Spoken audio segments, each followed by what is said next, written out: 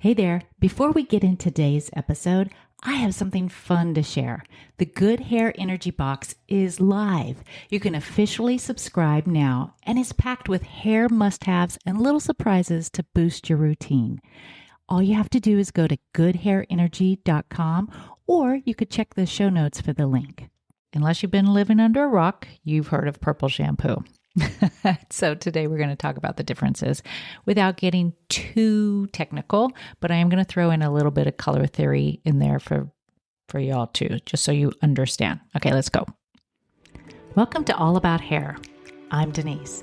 This is where we talk about hair, confidence, and why a good hair day can seriously change your whole mood.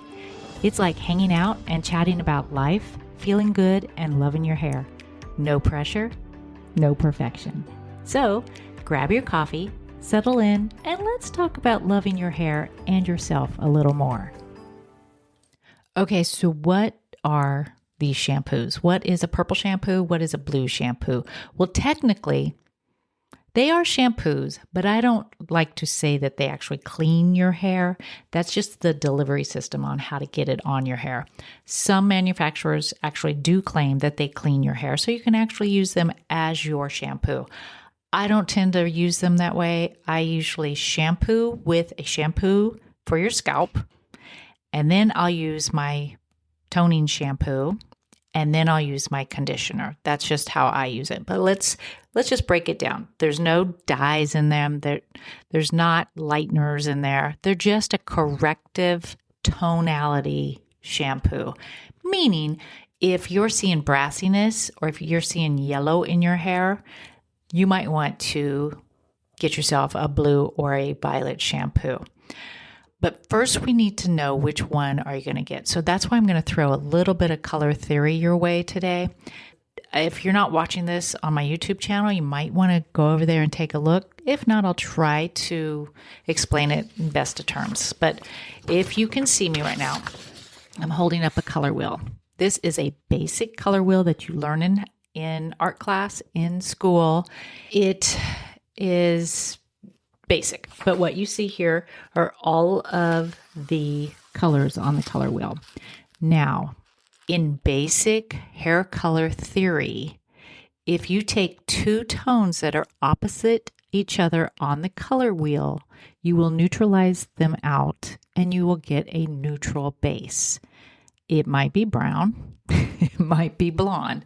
For example, you see this yellow up here. If you go opposite on the color wheel, you'll see purple. See where I'm going with this? You get purple shampoo will neutralize any yellow in your hair. If you go orange and you go opposite the color wheel, what color do you see? Blue. Yes. So if you have orange in your hair, you would use a blue shampoo. I mean, you can work this the whole way around the color wheel.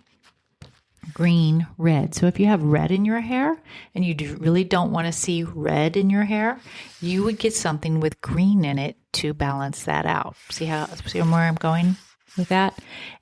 It's a little bit more complicated than that when you're a stylist and you're formulating hair color, but just for the sake of simplicity and for basic color theory, we're going to go with this color wheel. So that might show you why you might not be getting the results if you are using a toning shampoo. They will both neutralize warmth in the hair. However, it just depends on how light your hair color is to start with. For example, purple shampoo, if you're using purple shampoo and you're like, wow, it's really not doing anything for me, I don't see anything, it might be because your hair is too dark. Purple shampoos contain the violet pigments that you see on the color wheel. And those pigments, like we said before, they'll neutralize yellow tones in your hair.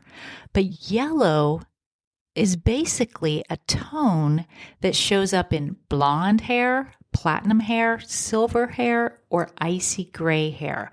Yellow is not a tone that typically shows up in brown hair. My color is brown, and if I used a purple shampoo on my hair, it would not do a thing, nothing, unless I have these little tiny tips of that are old highlights, and it might get a little bit of yellow out of there. It might. You got to remember, the color wheel does not lie. This will not change in any color line. This remains the same. Let me show you something else, okay? Anytime that you see different hair colors, they have underlying pigment in them. Underlying pigment is the level of pigment that's in your hair. Hopefully you could see this. And again, if you're listening podcast, you might want to flip over to my YouTube channel and just see this graphic. I think it's really good to see. What this shows is the level of color. Okay, levels of hair color goes from 1 being black to 10 being the lightest blonde. This is what this shows. 1 being black all the way up to 10 being the lightest blonde. In the lightest blondes, these blondes right here, you can actually see that yellow, pale yellow, and palest yellow are the undertones living in those blondes. So you would want to use a violet shampoo to neutralize the yellows if that's what you're trying to do. Once we go down to a level 7, 6, which in many cases you would call that light brown hair, you will want to switch over to a blue shampoo, and we'll talk about that in just a second. So violet shampoos or purple shampoos, who are those best for? They are best for bleached hair or light blonde hair, highlights or balayage on light hair, not brown hair, or if you have gray or silver tones that pull yellow just from the sun exposure or minerals in your water or anything like that, you might want to use a purple shampoo just to neutralize those yellow tones. It'll actually brighten up your gray hair and your silver hair. So how do you use this? I would not use it for every day. Absolutely not. Because over time, it'll cast a purple tone, especially on gray hair, my gray-haired friends. I would use it once or twice a week. Swap it in for your regular shampoo if it says it will clean your hair. Most shampoos, like I said, is just the process of getting it on your head. So think of it like that. Don't think of it like it actually shampoos your hair. I would shampoo with your shampoo for your scalp, whatever that might be. If you have an oily scalp, use a shampoo for oily hair. Or if you have a dry scalp, dry hair. And then I would use the pigmented or the purple shampoo, leave it on for 2 to 4 minutes, and then rinse it, and then put your conditioner on. Sometimes too, if you wanted to, or if you don't need that much pigment, you can also put it in with your shampoo or with your conditioner. Depends on what kind of product you're using. I use one that acts more like a treatment or a conditioner. So I actually put it into my conditioning agent and leave it on when my conditioner's on there. But some shampoos act like a shampoo. So it depends on what product you're using. You can overuse it, like I was saying. Too much can start to tint your hair with purple hues. And so moderation's the key. But don't worry, it is not a permanent product. If you feel like it's pulling too purple, all you have to do is use a deep cleansing shampoo and it'll usually get it off there. It depends on how porous your hair is, okay? Blue shampoo. Okay, let's go back to the color wheel again. Find our blue, and you go the opposite of that, and it's orange. So blue neutralizes orange tones, which is exactly what brunettes and dark blondes pull. Almost 9 times out of 10, a brunette or a dark blonde, just from being out in the sun, their hair will just start looking orange or copper or red. If it starts doing that, then your blue shampoos, that's your go-to. That's what I would reach for. A lot of people make this mistake of thinking, oh, I see brassiness in my hair, and then they'll reach for the purple shampoo, and it's just not enough pigment in there. So why is this different? Well, I showed you on the color wheel. Blue sits directly across from the orange. Now, say you're a dark blonde, and you're like, Denise, I can't tell if it's yellow that I'm seeing or orange that I'm seeing. You can get the two. You can get the blue and the purple shampoo, mix them in your hand, and guess what? That lives right there. Okay, that's like a blue violet. And so if you can't tell if it's too orange or too yellow, go ahead and do a little chemistry in your bathtub. I don't know what I'm saying. If you've got darker hair, I would definitely do the blue shampoo for sure, because blue will cancel out the orange and the warm reds. Who's this best for? Brunettes with highlights or balayage? Because for me, it takes me like 3 days and I start pulling warm. So I don't know about you. Dark brown hair that's pulling orange tones, definitely a blue shampoo. It's not going to turn your hair blue. And then those bronze or the darker blondes with deeper warm in there that's kind of messing with the tone, you can cancel out those tones that you don't want with just a blue shampoo. You want to use the blue shampoo the very same way that you would use the purple shampoo. You just swap it into your routine weekly and do it like every third shampoo or every other wash, and just let it sit on there for a few minutes and then you rinse it. But it depends on the porosity of your hair. The blue pigment's going to have a little bit more dye load in it. And yes, I did say it doesn't contain dyes. It's just a dye load. It's the color in there. But you can overuse it if you're using it every day and leaving it on there for too long. You might start seeing a little cast of blue in there. Just don't use it that often. So let's talk about some real world examples. If you're a platinum blonde, think about it. I get this all the time. Platinum blondes and gray haired ladies, and you feel like your shade is just turning a little bit yellow. Purple shampoo brings that down to like a cool, icy blonde. It doesn't have any kind of lightener in there. It's not going to lighten your hair. All it is neutralizing the yellow in your hair, so it makes your hair appear brighter and icier.